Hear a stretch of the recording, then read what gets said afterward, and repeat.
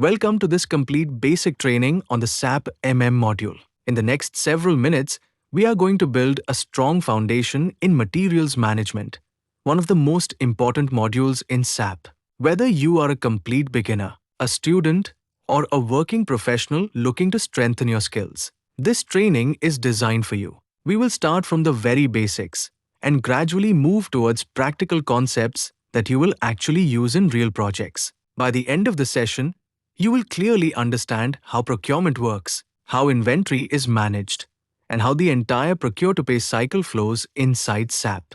So get comfortable, stay focused, and let's begin this journey into SAP materials management together. Before we dive deep, let's quickly look at the roadmap of this training. First, we will understand what SAP MM actually is and why companies rely on it so heavily. Then we will explore the organizational structure, company code, plant, storage location, and purchasing organization. After that, we will cover the most important master data, material master, vendor master, and purchasing info records. Next comes the complete procure-to-pay cycle, followed by goods receipt, inventory management, and invoice verification. We will also look at the most frequently used transaction codes and important reports. Finally, I will share some practical tips and best practices that will help you work confidently in real projects. This structured flow will make sure every concept builds on the previous one. Let's get started. SAP MM stands for Materials Management. It is the module responsible for handling everything related to materials inside an organization, from planning and procurement to inventory control and invoice verification. In simple words, whenever a company needs to buy something, store it, issue it, or pay for it, SAP MM is involved. It acts as the backbone of the supply chain process. MM works very closely with other modules like FE for financial postings, SD for sales, and PP for production. Because of this tight integration, every material movement automatically updates stock quantities and accounting values in real time. That is why almost every manufacturing, trading, or service company that runs SAP uses the MM module as a core part of its daily operations. Why do companies invest so much time and money in SAP MM? The answer is simple. It gives complete control and visibility over materials. First, it helps in accurate inventory management so that companies neither overstock nor face stockouts. Second, it streamlines the entire purchasing process, reducing manual work and human errors. Third, it ensures proper financial control because every goods movement and invoice is automatically posted to the correct accounts. Fourth, it provides real-time data and powerful reports that help management take better decisions. In short, SAP MM reduces costs, improves efficiency, and creates transparency across the entire supply chain. That is why professionals who understand MM well are always in high demand in the industry. Every process in SAP MM runs inside a well-defined organizational structure. At the highest level, we have the company code. This is the legal entity for which we prepare balance sheets. Under the company code, we have plants. A plant can be a manufacturing unit, a warehouse, or a distribution center. Inside each plant, we define storage locations. These are the actual physical places where materials are stored. On the purchasing side, we have purchasing organization, which is responsible for negotiating with vendors, and purchasing groups, which are the individual buyers. All these elements are linked together so that the system knows exactly where a material is stored, who is buying it, and under which company the financial postings should happen. Understanding this structure is the first and most important step in learning SAP MM. Master data is the foundation of every SAP module, and MM is no exception. The four most important master data objects in materials management are: Material Master, the complete information about every material the company buys, produces, or sells. Vendor Master, all details about the suppliers from whom we purchase. Purchasing Info Record, the link between a material and a vendor, including price and delivery terms. Source List, the list of approved vendors for a particular material. If master data is incomplete or incorrect, every transaction that follows will also be wrong. That is why creating and maintaining accurate master data is one of the most critical responsibilities of an MM consultant or end user. The material master is often called the heart of SAP MM. It contains all the information needed to manage a material across different departments. When we create a material, we maintain different views: basic data, purchasing, MRP, accounting, storage, and many others. Basic data holds general information like description, base unit of measure, and material group. Purchasing view contains order unit, purchasing group, and automatic purchase order indicators. Accounting view stores valuation class and price control, which decide how the material will be valued in finance.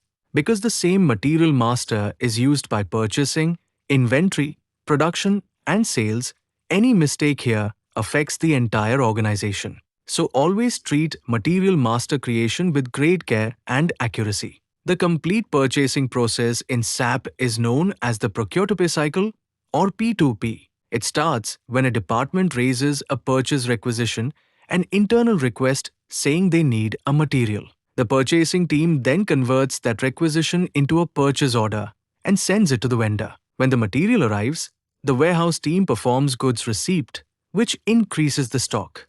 After that, the accounts team receives the vendor invoice and performs invoice verification. Finally, the payment is made to the vendor. Every step is linked to the previous one, creating a complete document flow. This end-to-end process ensures transparency, control, and accurate financial postings at every stage.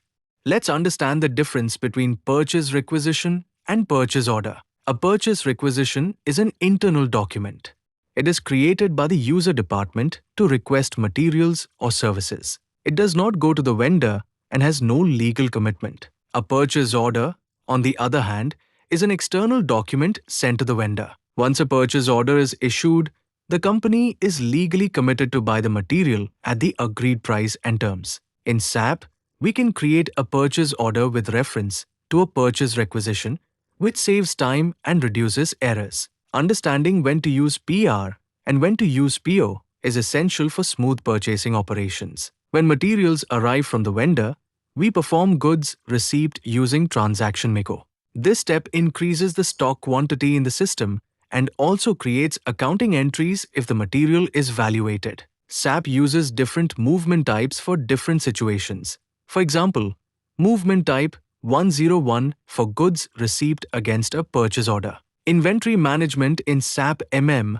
also covers stock transfers between plants or storage locations, goods issues to production or cost centers, and physical inventory. Because every stock movement is recorded with a material document, we always have complete traceability of where the material came from and where it went. This real-time inventory visibility is one of the biggest strengths of SAP MM. After goods are received, the next important step is invoice verification. In this process, the accounts team enters the vendor invoice using transaction mirror.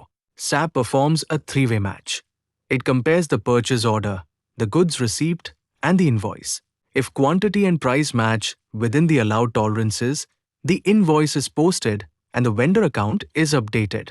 If there is any difference, the system blocks the invoice for further review. This automatic checking process protects the company from overpayments and incorrect invoices. Invoice verification is the final link that connects logistics with finance in the procure-to-pay cycle. Now let's look at the most frequently used transaction codes in SAP MM. ME51N is used to create a purchase requisition. ME21N is used to create a purchase order. MIGO is the single transaction for all goods movements, receipt, issue, and transfer. MIRO is used for invoice verification. MM01, MM02, and MM03 are used to create, change, and display material master. XK01 is used to create vendor master. MB51 shows the list of material documents, and ME2N displays the list of purchase orders. These few transaction codes cover almost 80% of daily work in the MM module. Practice them regularly, and you will become very comfortable with the system.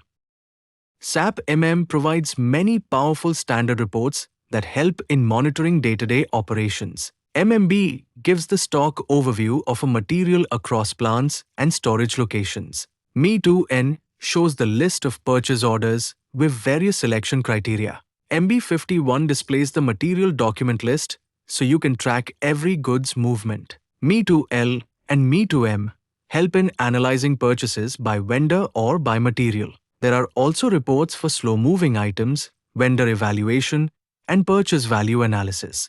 Learning how to run and interpret these reports is extremely useful, both for end users and for consultants during support and implementation projects. Let's quickly summarize what we have covered today. We started with the meaning and importance of SAP MM, then understood the organizational structure and master data. We walked through the complete procure-to-pay cycle, goods receipt, inventory management, and invoice verification. We also looked at the most important transaction codes and standard reports. You now have a solid foundation in basic SAP MM. The next step is practice. Open your SAP system, create materials, vendors, purchase requisitions, and purchase orders. Perform goods receipts and invoice postings. The more you practice, the stronger your concepts will become. Consistent practice is the real key to mastering SAP MM. Before we close, here are a few practical best practices that will help you work smarter. Always maintain clean and complete master data. Incomplete data creates problems later. Use purchase requisitions whenever possible so that the purchasing process remains controlled. Check the document flow regularly to understand the complete history of a purchase. Never ignore system messages. They often prevent costly mistakes. Keep your movement types and account determinations correct because they directly affect finance. And finally, document every configuration or process change properly. Following these simple habits will make you a reliable and professional SAP MM user or consultant. Thank you so much for watching this complete basic training on SAP MM module. I hope the concepts are now clear and you feel more confident about materials management in SAP. If you found this training helpful, please like the video and subscribe to the channel for more practical SAP content. In the coming videos, we will go deeper into configuration, real-time scenarios, and interview questions. Keep practicing, stay curious, and keep learning. I will see you in the next video. Happy learning and all the very best for your SAP journey.